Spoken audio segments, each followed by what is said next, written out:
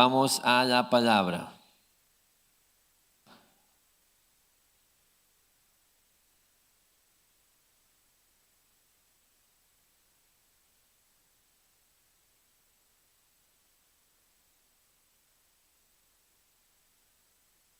Y vamos a ponernos de pie para leer en cuanto tengamos ahí el texto en pantalla. Vamos a leer Romanos 15 del 1 al 6. Romanos 15 del 1 hacia el 6.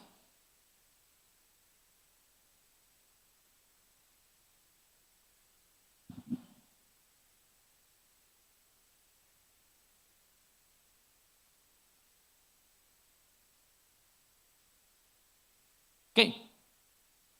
A una sola voz. Leemos juntos Romanos 15 del 1 al 6. Dice así la palabra del Señor. Así que nosotros los que somos fuertes debemos sobrellevar las flaquezas de los débiles y no agradarnos a nosotros mismos. Cada uno de nosotros agrade a su prójimo en lo que es bueno para su edificación, pues ni aun Cristo se agradó a él mismo. Antes bien, como está escrito, los insultos de los que te injuriaban cayeron sobre mí. Porque todo lo que fue escrito en tiempos pasados para nuestra enseñanza se escribió, a fin de que por medio de la paciencia y del consuelo de las Escrituras tengamos esperanza. Y que el Dios de la paciencia y del consuelo les conceda tener el mismo sentir los unos para con los otros, conforme a Cristo Jesús, para que unánimes, a una voz, glorifiquen al Dios y Padre de nuestro Señor Jesucristo. Oramos. Rey, hay cosas que nosotros podemos esforzarnos por hacer, Dios, pero la gloria de transformar vidas solo te pertenece a ti, Dios. Así que haz eso. Que tu Espíritu Santo nos convenza y que la palabra, Padre, que no creemos que es para nosotros y no creemos que necesitamos, pero sí necesitamos y sí es para nosotros, que esa palabra produzca transformación en nuestros corazones, nuestras mentes, siendo renovadas, Dios. Y este llamado que hoy nos vas a hacer, Padre, afirma ese llamado en toda tu iglesia aquí presente, Padre. Por amor de tu nombre, Dios, te lo pedimos en el nombre de Jesús. Amén. Pueden sentarse, familia. A una sola voz.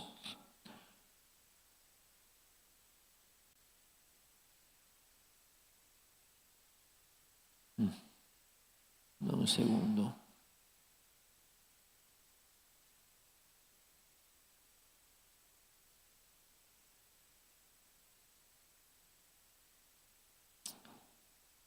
Ok, a una sola voz. Bien, llegamos a esta parte donde Pablo va a ir cerrando un tema del que hemos estado hablando durante ya varias semanas, que es cómo toda la teología de Romanos nos lleva a vivir vidas prácticas donde podemos estar unidos unos con otros, ¿sí? Entonces, ha sido interesante y te voy a decir algo, cuando tú analizas esto, es abrumadora la cantidad de partes en la Escritura donde se enfatiza el mismo punto una y otra vez. ¿De qué estoy hablando? De la unidad, de la unidad. Y entonces es abrumador también de esa forma lo fácil que es perdernos en esta batalla y en esta lucha por la unidad. Pablo está hablando en esto, así que hoy nos va a llevar a poner el ejemplo del Señor Jesús, de que Él puso el bien de los otros por encima del propio, y cómo nos va a llamar a esta comunidad llamada iglesia a buscar la unidad que es necesaria para glorificar su nombre. Y me voy a meter directo al texto, porque hay mucho aquí para escarbar. Dice: así que nosotros los que somos fuertes debemos sobrellevar las flaquezas de los débiles y no agradarnos a nosotros mismos. Cada uno de nosotros agrade a su prójimo en lo que es bueno para su edificación.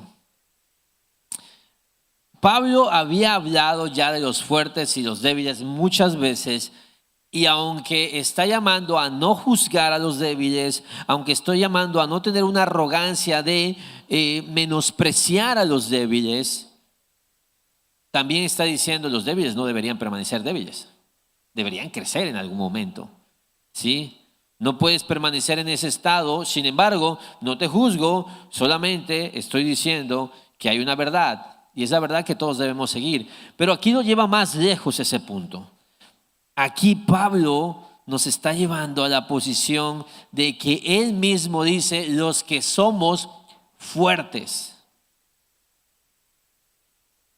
debemos sobrellevar las flaquezas de los débiles y no agradarnos.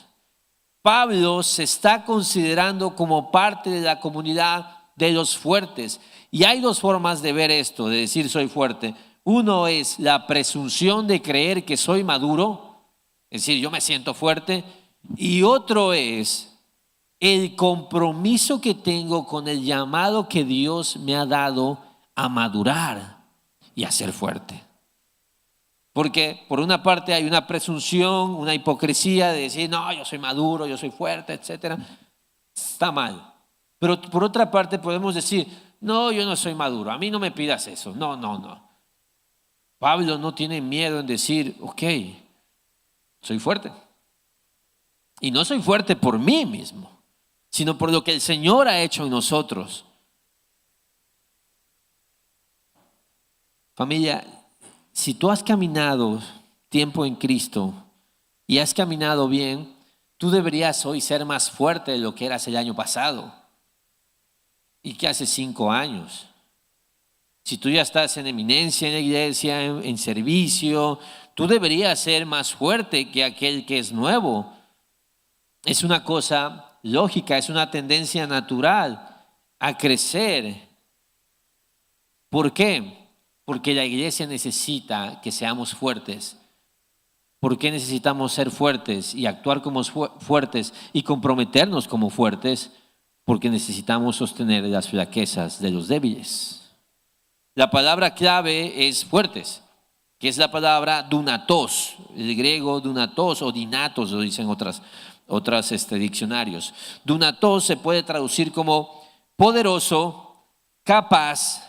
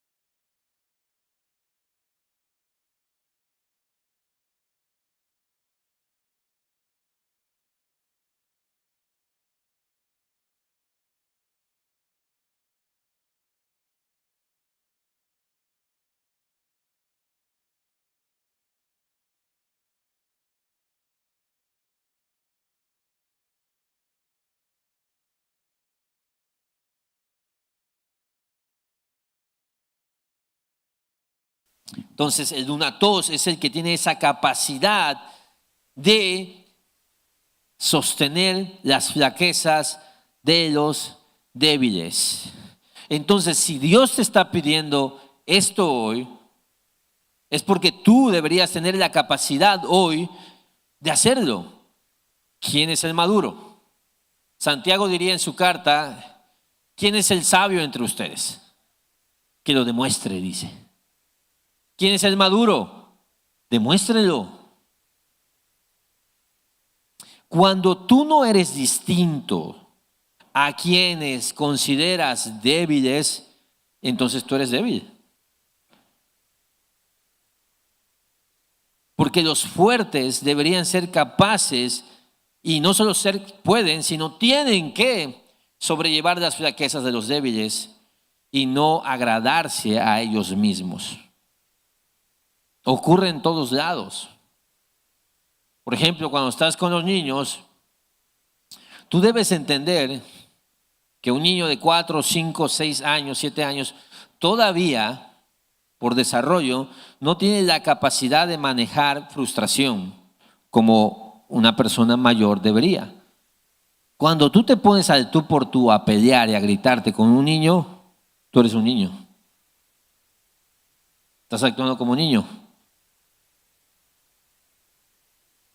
Entonces, en todas las relaciones, oye, hay un ruido, los niños tienen miedo, ¿quién tiene que? Mamá, papá, tienen que poner, ¿por qué? Porque eres más fuerte, debes sostener las flaquezas de los débiles. Esposo, tenemos que proteger a nuestras esposas como vaso más frágil, es la tendencia natural.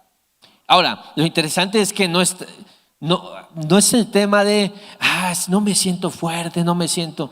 No, mira, es un compromiso, es un llamado a actuar de manera madura.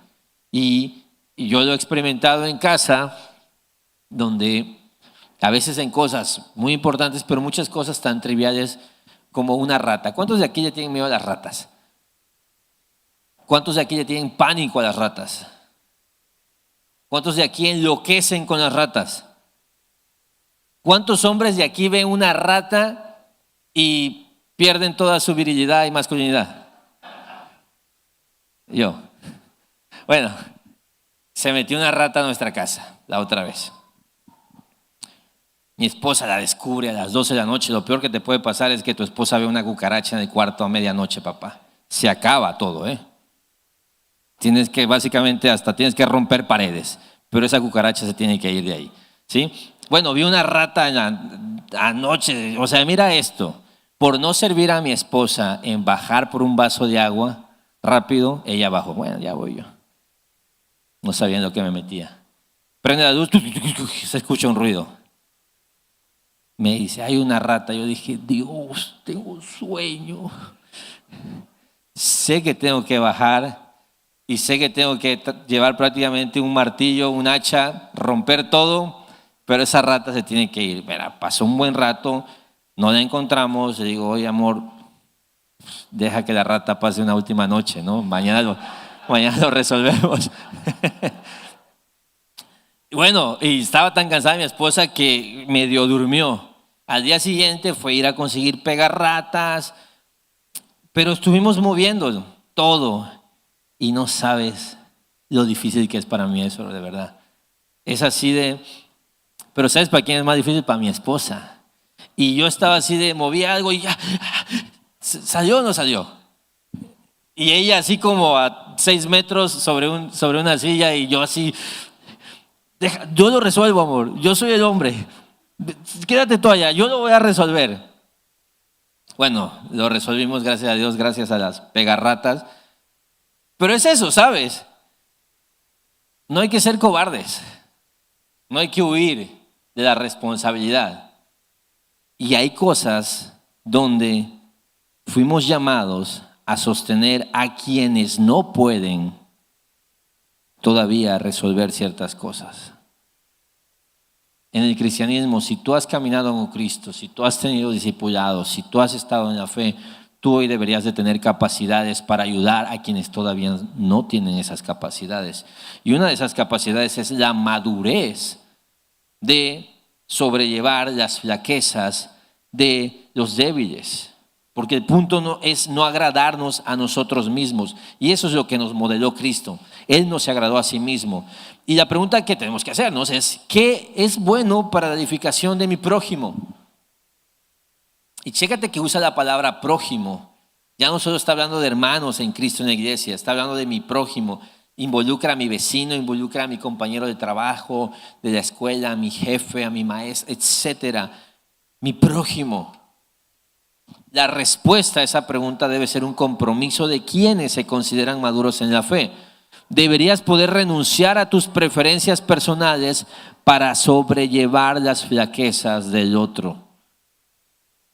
Acuérdate que hemos venido hablando de preferencias personales, de cuando mi opinión pesa, Y entonces, cuando yo no tengo la capacidad de la autonegación, de ceder, de renunciar a estas cosas, yo no soy fuerte. Soy débil. Ahora, Pablo parece ser y está insinuando, y de hecho no lo ha insinuado, lo ha dicho claramente, que los fuertes menospreciaban a los débiles, pero que los débiles juzgaban o criticaban duramente a los fuertes. Entonces, aquí está hablando de la leña que recibe el que hace ciertas cosas por Jesús, etcétera, y recibe como crítica, murmuración, etcétera. Y Pablo está diciendo, mira, tenemos que actuar maduramente. No deberíamos nosotros engancharnos con estas cosas, porque entonces no seremos fuertes.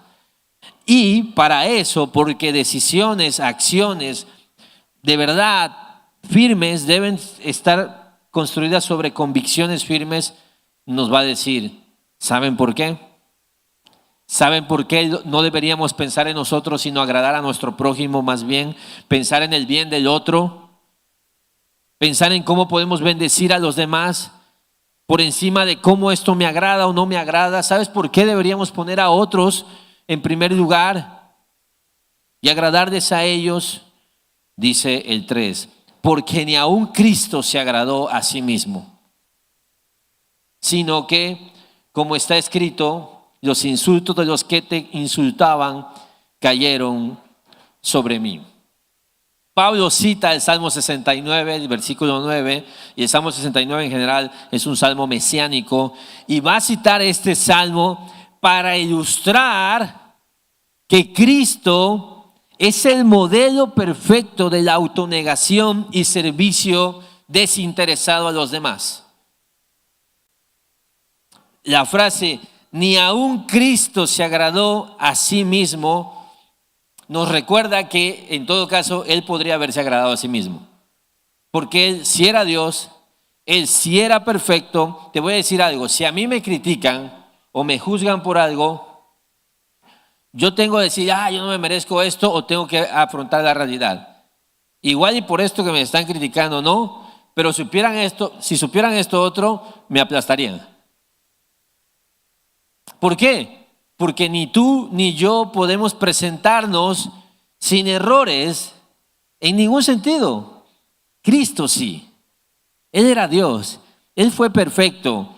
Y ni aún Él, que merece toda la gloria, que merece que le sirvamos, que merece toda adulación, toda adoración, ni aún Él se agradó a sí mismo. Ni aún Él se agradó a sí mismo, sino que recibió insultos. La palabra insultos o neidismos griego se refiere a reproches o críticas. Constantemente le tiraban hate, odio, crítica, acusaciones falsas a Jesucristo. Y Él sí era inocente de todo. Y Él es el modelo. Él es el modelo que tengo que seguir.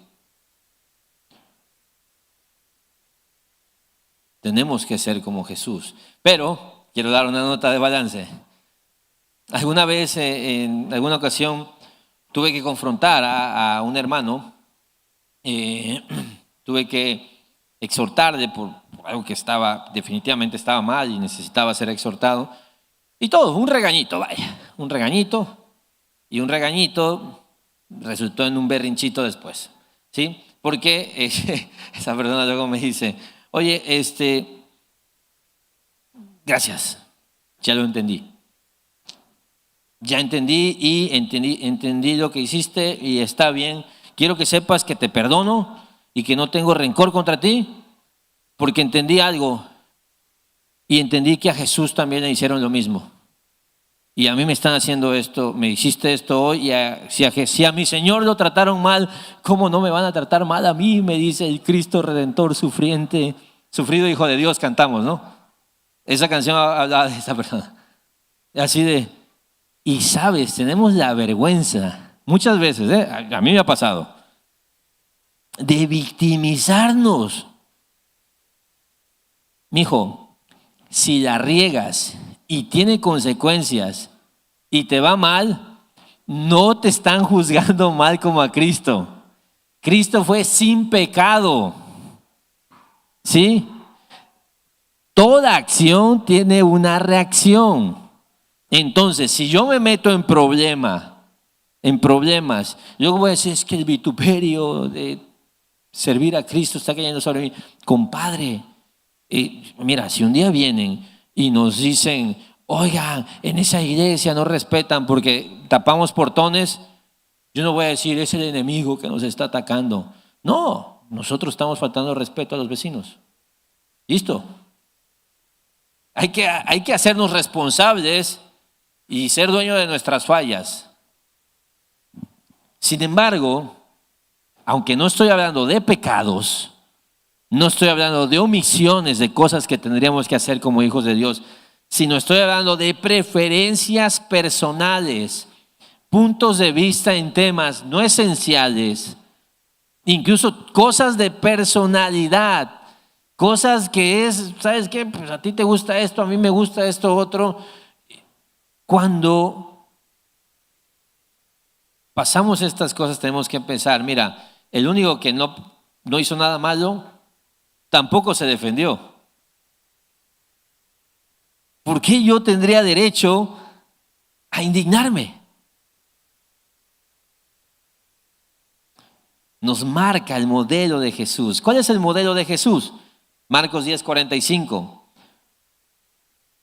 Porque ni aún, ¿ves que dice de nuevo esto? Ni aún el Hijo del Hombre vino para ser servido. Ni aún significa que si el Hijo del Hombre no vino para ser servido, los pastores no vinieron para ser servidos. Los líderes no vinieron para ser servidos. Los cristianos no vinieron para ser servidos. Ni aún el Hijo del Hombre, Jesucristo, vino para ser servido, sino para servir. Y para dar su vida en rescate por muchos. ¿Sabes qué significa esto? Él sirvió hasta morir por los demás. Un servicio desinteresado. Un servicio desinteresado.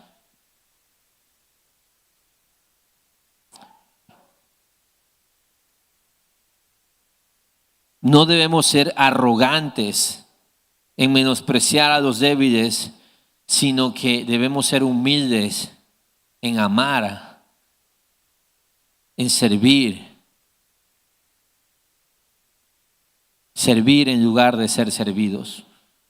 Cuando no entiendo eso, la voy a pasar muy mal. Porque cada persona a veces trae su agenda, trae su rollo. Y ¿sabes algo? Ese es un motivo de amargura y frustración que yo no quiero en mi vida y no quiero para ti. Jesús, aunque no había hecho nada malo, puso la otra mejilla. Cuando fue acusado falsamente, dice la Biblia que no abrió su boca. No es así porque muchas veces nosotros pensamos que humildad es decir, pues sí me juzgaron, pero yo tengo que amar. O sea, tiramos así como recibí mucho veneno y yo nada más tiro ahí una dosis pequeña de veneno, ¿no? Nada más como, sí pongo la otra mejilla, pero más o menos, así como tantito. Como cuando no quieres que te manchen de labial en el beso, así como nada más acercas la mejilla, así la pongo tantito nada más. ¿Sí? Entonces es como, a ver, no. ¿Sabes qué es callar? No se habla de esto. No se habla de esto. Al contrario, Jesús dijo, perdónalos porque no saben lo que hacen. Filipenses 2, el mismo sentir que hubo en Cristo Jesús. Siendo igual a Dios, no se aferró a eso, sino que se hizo siervo hasta la muerte. Y Pablo está dando esta esperanza, este ancla sobre el cual pueden construir una cosmovisión y una forma de vida en la que un cristiano no es tan fácil de ofender, sino que es fuerte, porque te voy a decir algo, otra forma de entender quién es el débil es el que es fácil de ofender. Si tú no puedes convivir con las carencias del otro, con las fallas del otro, o con diferentes puntos de vista del otro, o con los insultos del otro, tú no eres fuerte. ¿Ves que todos necesitamos esto? Necesitamos crecer. Porque tú dices, caramba, o sea, oh.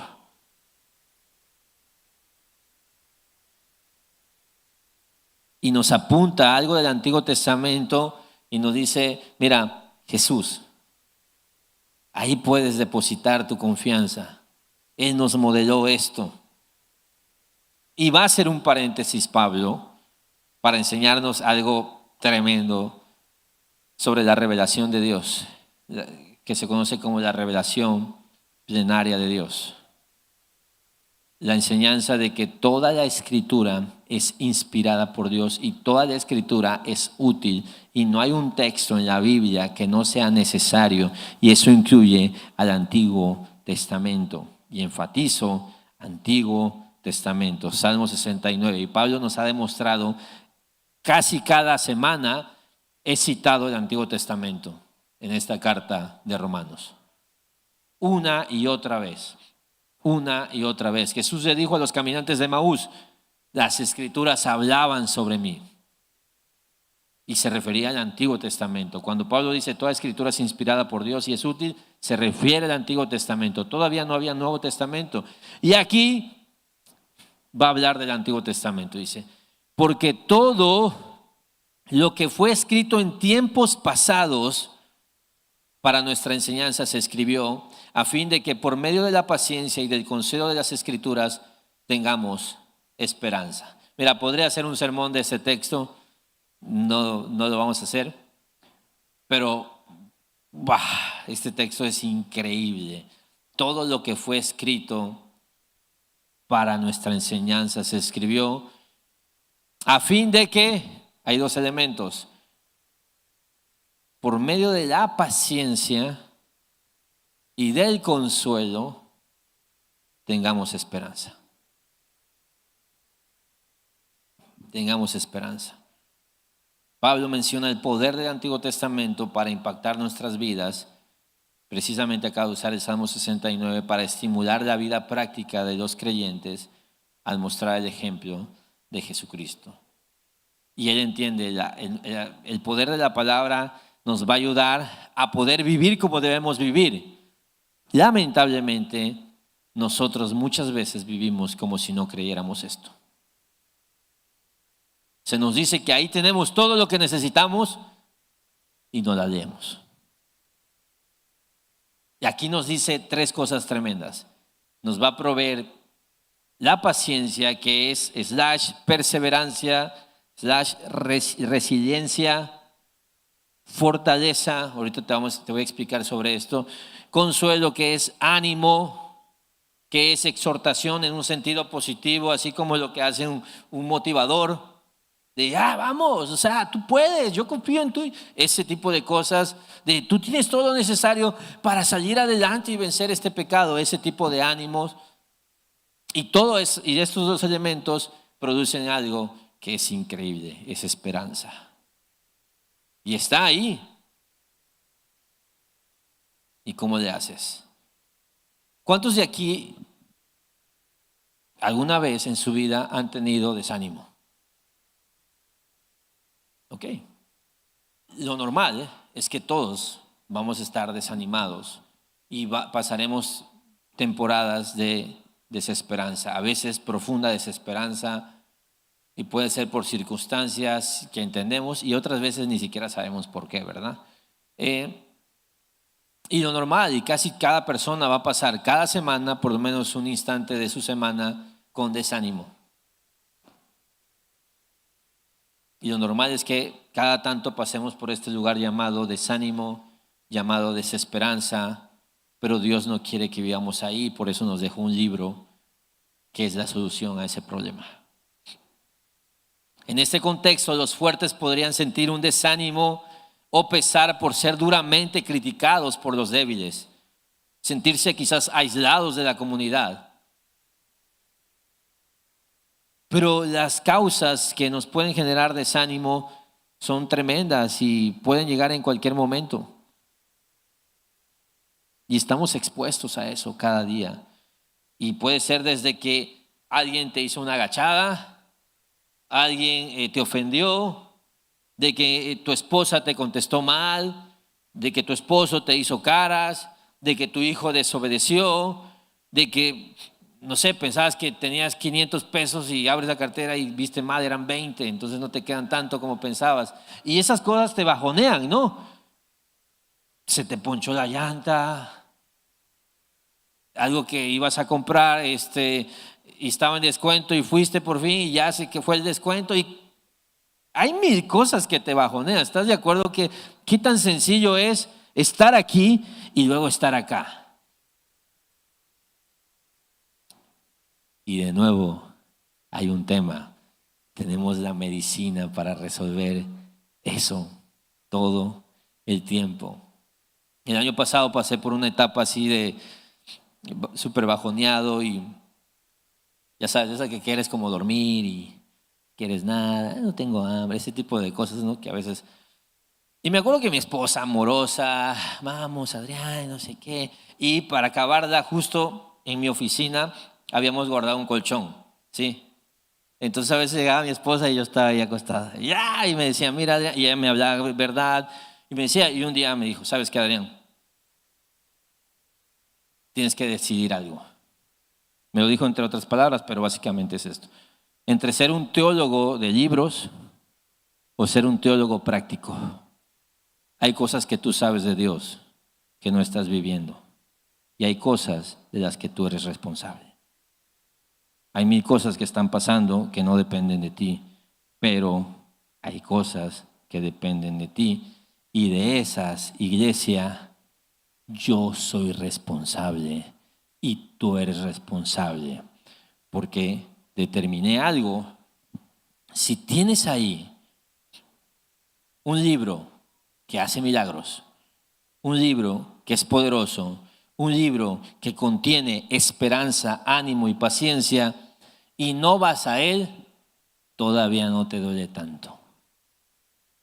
Si tienes la medicina y no la tomas, todavía no te duele tanto. Y de verdad, te voy a decir algo, no esperes que te duela más. Ahí va a estar, pero no necesitas ir más lejos y no necesitas ir más profundo, pero quizá algunos sí necesitamos eso. Un verdadero quebranto. Ahora, me encanta. ¿Por qué te digo esto? Porque decimos, sí, Adrián, pero hay cosas que tú no entiendes, cómo funcionan y todo eso. Mira, te estoy hablando del creador del cuerpo humano. Quien codificó el ADN, uno de los misterios más grandes de la ciencia. Nos explican cómo funciona el ADN.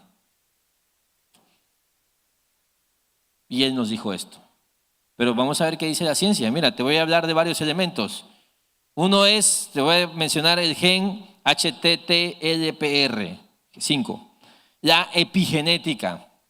Otro es la neuroplasticidad y te hablaré sobre el sistema límbico. Sobre todo si tú todavía desconectas el alma del cuerpo. La Biblia nunca lo hace, pero si todavía tenemos dudas en desconectar el alma del cuerpo, eso es lo que dice la ciencia de estos elementos. Y de cómo la esperanza tiene un factor clave en lo que hoy le llamamos salud mental, que Dios le llamaría temas del alma. Que cuando los que estaban estudiando Freud y psicoanalistas y todo esto, la psicoterapia, etcétera, no lograban describir qué era eso que no se podía palpar físicamente, biológicamente, como si haría un psiquiatra, y entonces dijeron y se inventaron algo que es el subconsciente. No podían explicarlo y dijeron, hay algo ahí misterioso y no se atrevieron a decir, se llama alma.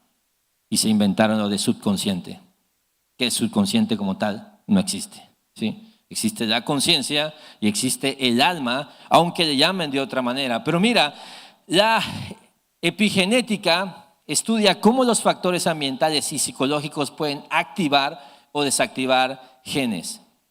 Esto es muy interesante. Todos tenemos genes ahí, estoy trivializando, ¿sí? Si tú eres médico, doctor y especialista en esto, no me mates, ¿sí? Yo no estudié eso. Platicamos de teología y ahí nos ponemos parejos. Y tú me enseñas a mí, yo te enseño a ti, ¿va? ¿Sí?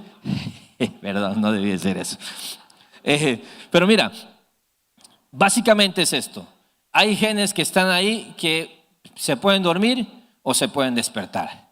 Resulta que hay un gen, el gen 5-HTTLPR, que es el gen que regula la producción de la serotonina, que es el neurotransmisor que desempeña el papel clave en el estado de ánimo y regulación emocional. Resulta que la epigenética determina que la esperanza, todos entendemos qué es, pero es como cuando vas saliendo de viaje, que te levantas y vas al aeropuerto o estás guardando tus maletas y te vas a la playa, esa sensación de ¡wow! Increíble cuando te aumentan el sueldo y empiezas a visualizar, decir, mira, vamos a poder hacer esto, lo otro. Cuando llega el día de Navidad y sabes que viene la familia y esa emoción, esas sensaciones, la epigenética demuestra que despiertan o activan o estimulan este gen. Y entonces la serotonina se empieza a producir. ¿Por qué? Por la esperanza. Desesperanza es lo contrario. Apaga esto. La producción de serotonina baja y básicamente te hundes. Ellos han demostrado, lo dicen de otra manera, por medio de la religión y la meditación, que cuando alguien se enfoca en elementos que le den esperanza, esto puede cambiar. Que hay algo que es la neuroplasticidad.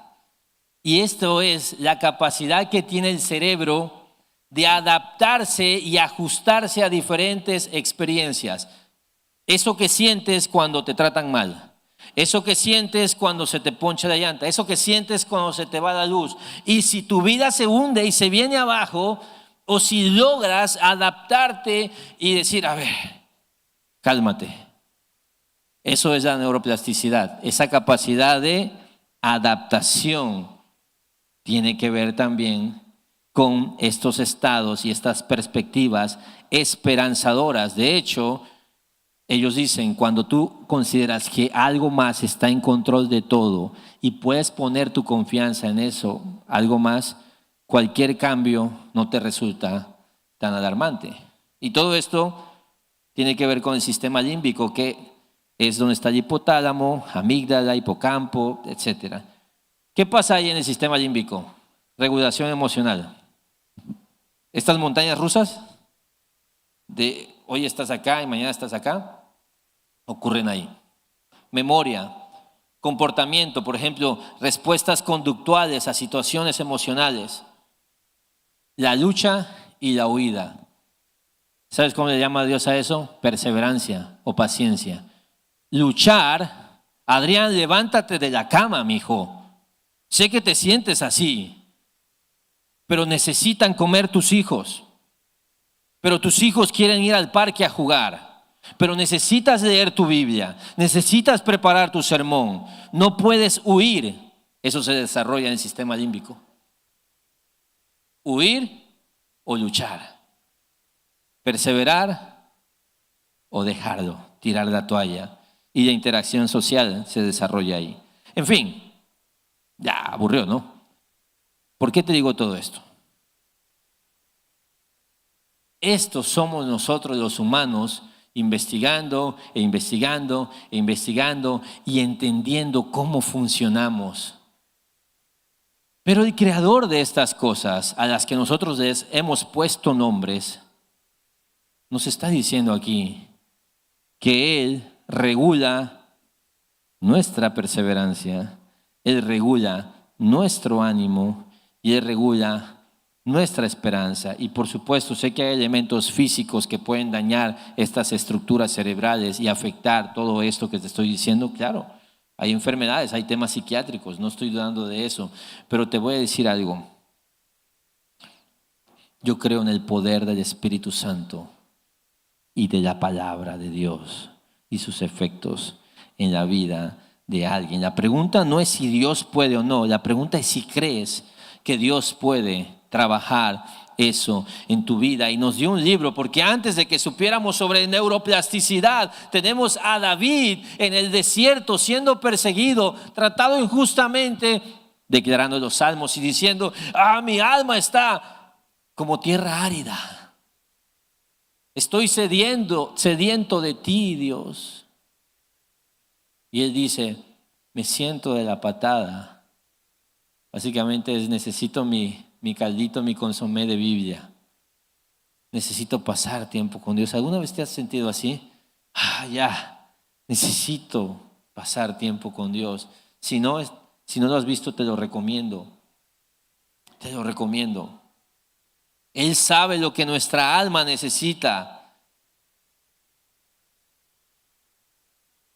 Y te digo algo, tomé 10 minutos de un sermón que habla sobre la unidad para implorarte, rogarte que pelees la batalla por el gozo, no comiendo helado todo el día, no yéndote a pasear, que todas esas son cosas de gracia, no poniendo tu serie favorita, no durmiendo. La batalla por el gozo, esos son anestesias. Te vas a sentir peor mañana. Esas son anestesias. La batalla por el gozo se pelea desde las Escrituras, que traen paciencia, consuelo y esperanza. Mujer, sí, está comprobado que cuando tienes tu menstruación, estas cosas, qué neuroplasticidad, me vale sombrilla, dirás tú. No me hables. Hombre, algo pasa ahí. Hormonalmente cosas cambian, etcétera, etcétera.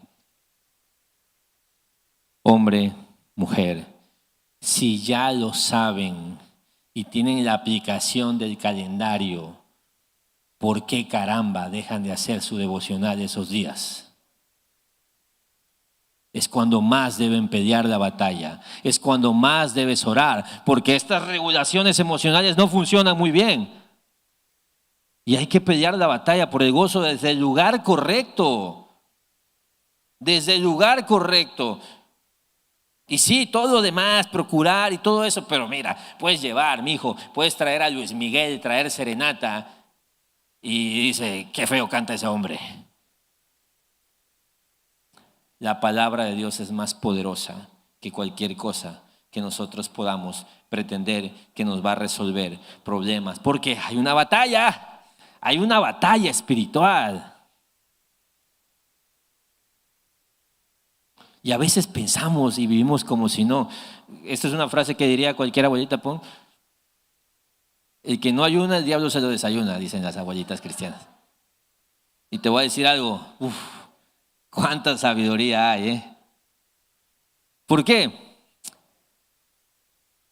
Porque mira, a veces cuando no creemos en el poder de la palabra, es porque tampoco creemos en el poder de nuestro enemigo y en su capacidad de destruirnos y de destruir la paz en un hogar, de destruir un buen día, un cumpleaños, una cena bonita, arruinar una mañana.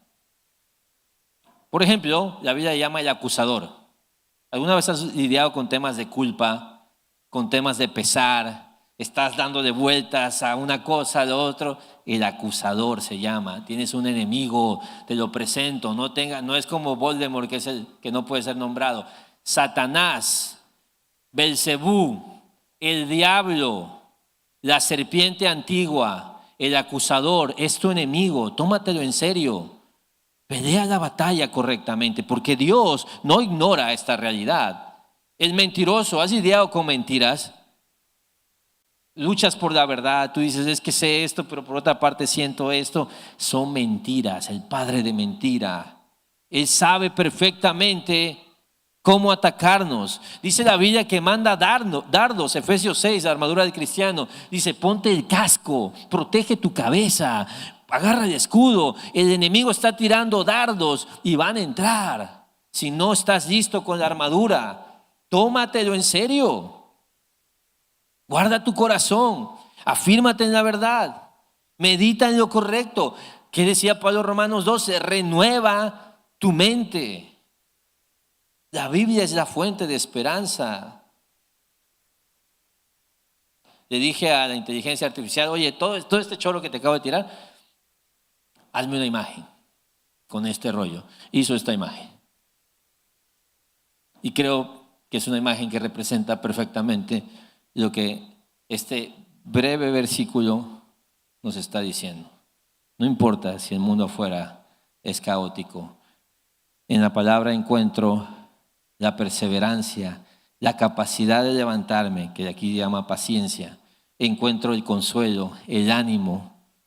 Encuentro la esperanza en medio de cualquier circunstancia. Ahora, ¿y eso qué? ¿Por qué Pablo lo menciona? ¿Será que no tiene nada que ver? Tiene todo que ver. Porque dice el 5 y el 6. Y que el Dios, que habla en las Escrituras, de la paciencia y del consuelo, les conceda tener el mismo sentir unos para con los otros conforme a Cristo Jesús, para que unánimes a una voz glorifiquen al Dios y Padre de nuestro Señor Jesucristo. Este Dios que habla a través de la palabra es un Dios de paciencia y de consuelo. Paciencia para aguantar, para tener la fortaleza. Dice la Biblia que es mejor estar, básicamente dice esto la Biblia, que un hombre esté acostado en una cama y hay una gotera así cayendo sobre su frente. Eso es una mujer rencillosa. Si tú consideras eso, tú necesitas la paciencia y el consuelo y la esperanza para seguir orando, seguir trabajando en tu matrimonio, seguir arrepintiéndote probablemente de lo que sembraste y que esa gotera es fruto de algo que tú hiciste, seguir anhelando misericordia y seguir sirviendo a alguien que tú consideras rencilloso. No tienes pretexto,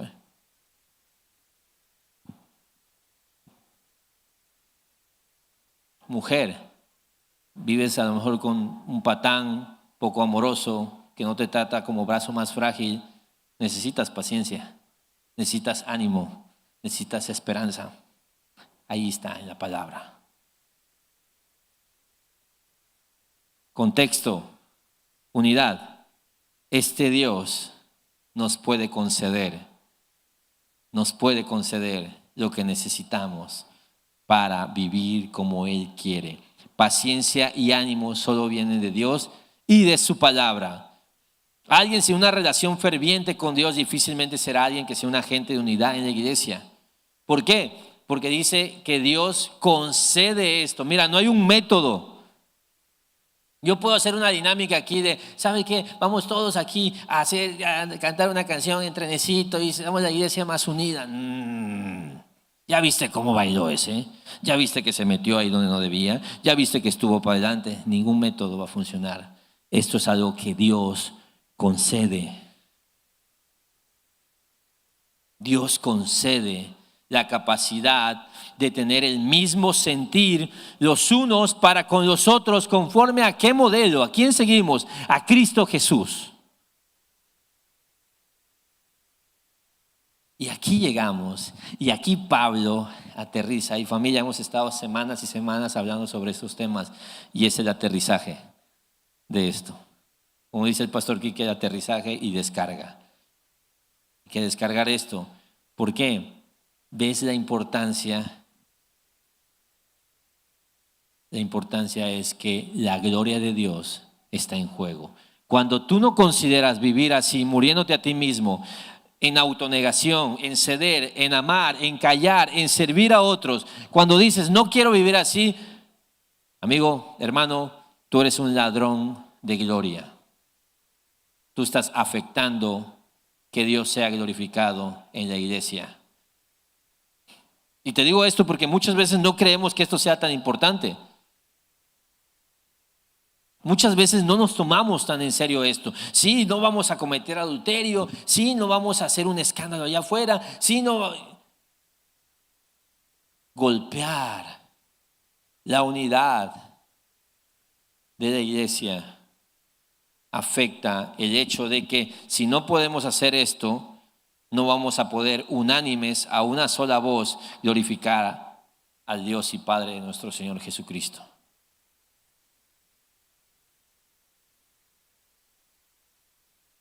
¿Y sabes qué es esto? Cuando alguien, imagínate una canción, alguien suena más que otro. Alguien está cantando en otro tono. Hay una banda que se llaman The Killers, una banda de rock secular. Pero estos cuates hacen algo en sus conciertos y es como una tradición de ellos. Hay una canción muy popular de ellos donde empieza a tocar el guitarrista y ya todo el mundo sabe, y lo que hacen es que suben a un baterista del público, que es un mega fan, al escenario. Y es un momento muy interesante y muy especial porque sube un super fan que ha practicado esa canción toda su vida y que va a tocar la canción con su banda favorita, imagínate, y eso se transmite en el público, el público es así, ¡guau! Y la canción está increíble y la banda, y es un momento como de celebración padrísimo, ¿no? Cada tanto, bueno, porque aparte todo al frente son puros que ya traen su baqueta y levantan con sus cartulinas, yo quiero ser no sé qué, y bueno, cada tanto sube un sinvergüenza que ha tomado 3 clases de batería en YouTube y que ha escuchado 2 veces la canción, arruinar todo. Y sube y ya lo ves tú cuando ves y el baterista se baja, el baterista de la banda se baja y le empieza a decir, acuérdate, y empieza, y se dan cuenta y empiezan a cantar y no se puede seguir y arruinan todo el momento. ¿Por qué? Porque lleva otro ritmo, porque se pierde, porque no se sabe la canción. Y entonces, ¿qué hace? Pues arruinó todo y lo baja. Todo el mundo le grita, porque le robó la oportunidad a otro de cantar como era y robó la oportunidad de que toda la gente pudiera cantar esa canción. Nosotros podemos ser esa en la adoración corporativa. Y es como si la banda de repente viniera y dijera, Juan, ¿saben qué? Me da igual lo que hagan ustedes, yo voy a cantar en sol la canción. Y Ronnie dijera, no, es que a mí me queda re, es donde más use mi voz.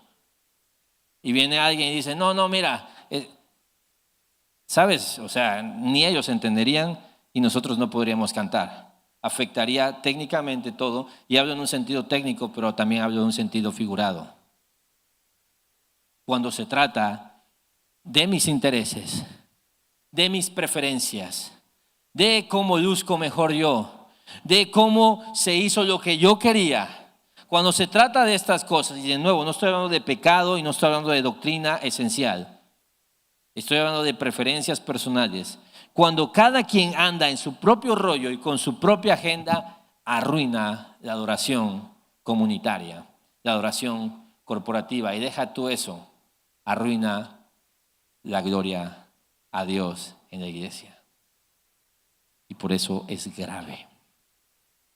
Mira, esto de la unidad no se trata de que me siento en casa o no me siento en casa. No. No se trata de me siento así o no me siento así. No se trata de si me gusta cómo hacen esto. No buscamos la unidad de la iglesia para sentirnos bien, sino porque solo así podemos glorificar unánimes en un mismo sentir y a una sola voz. Solo así se puede glorificar a Dios y Padre de nuestro Señor Jesucristo.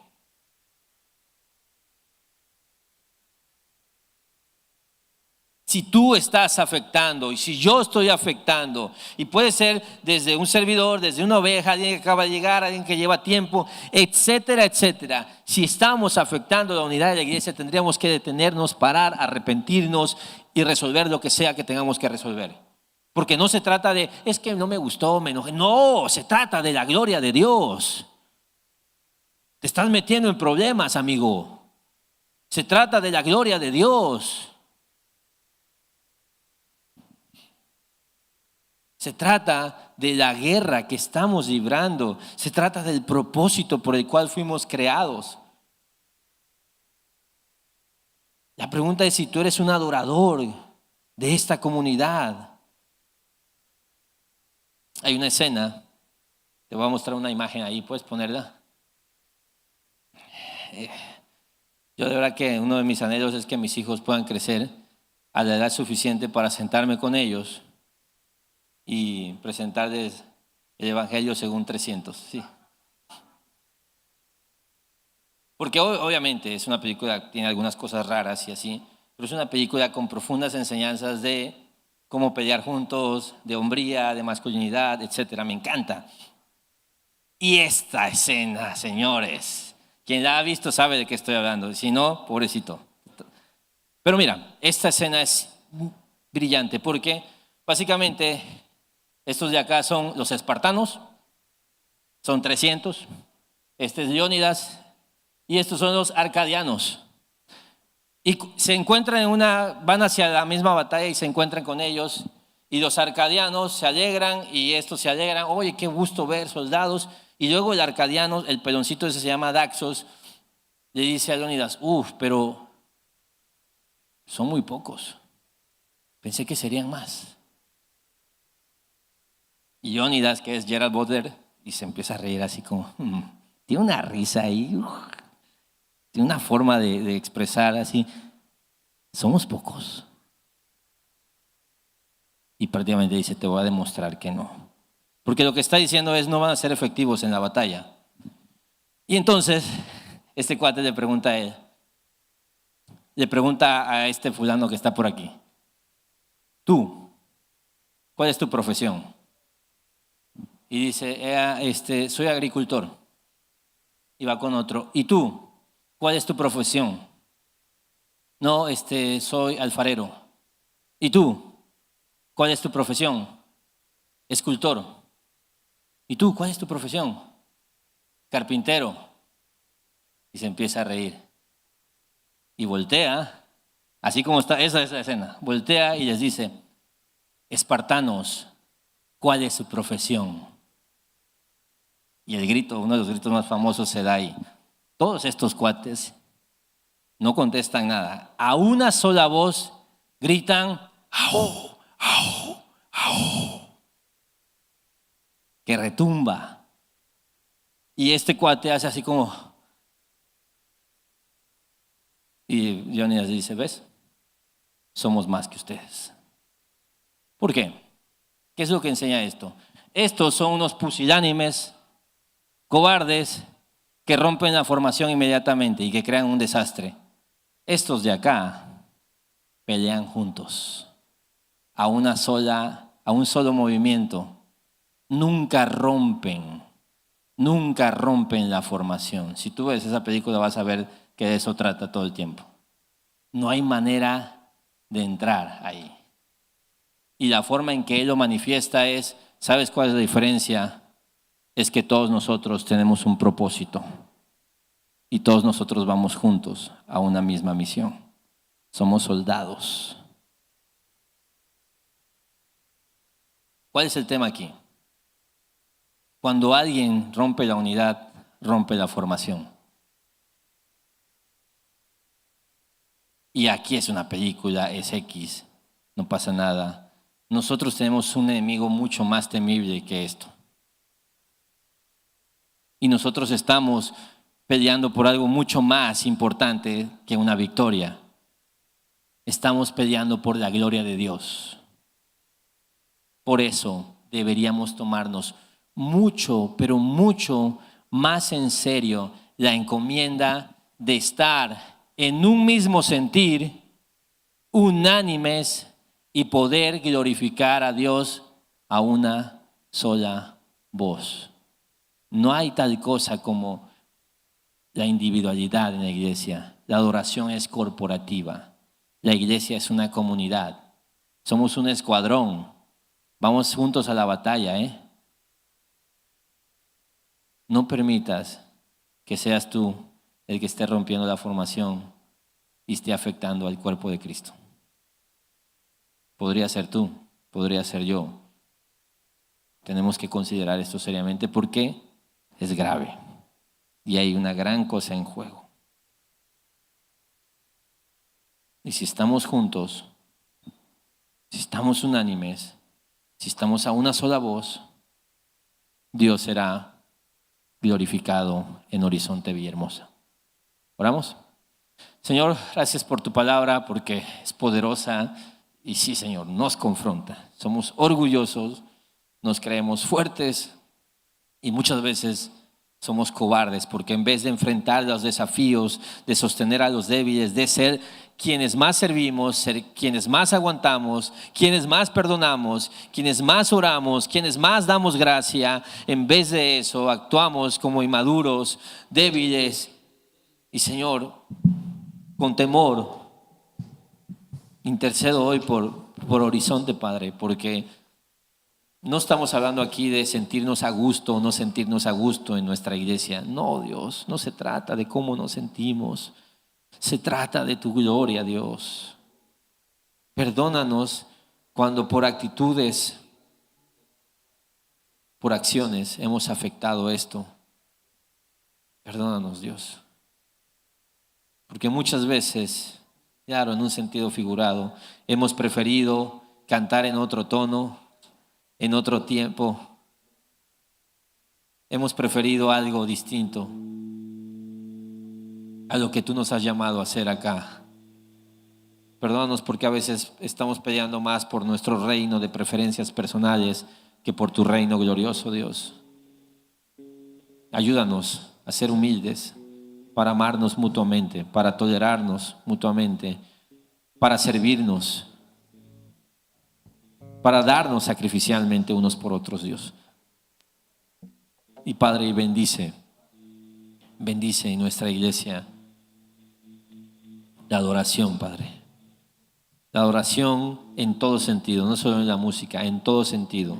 La adoración comunitaria, la forma en que vamos y venimos, la forma en que entramos por esas puertas, Señor, con un corazón sensible a lo que tú anhelas. Que la fuente de esto sea una relación contigo en tu palabra de paciencia, en tu palabra de consuelo, en tu palabra de esperanza, Dios. Ayúdanos, produce fruto después de lo que tú y tu Espíritu Santo han sembrado hoy en nuestros corazones, Padre. Gracias, Rey, por tu palabra. En el nombre de Jesús oramos y tu iglesia dice amén. Cantamos.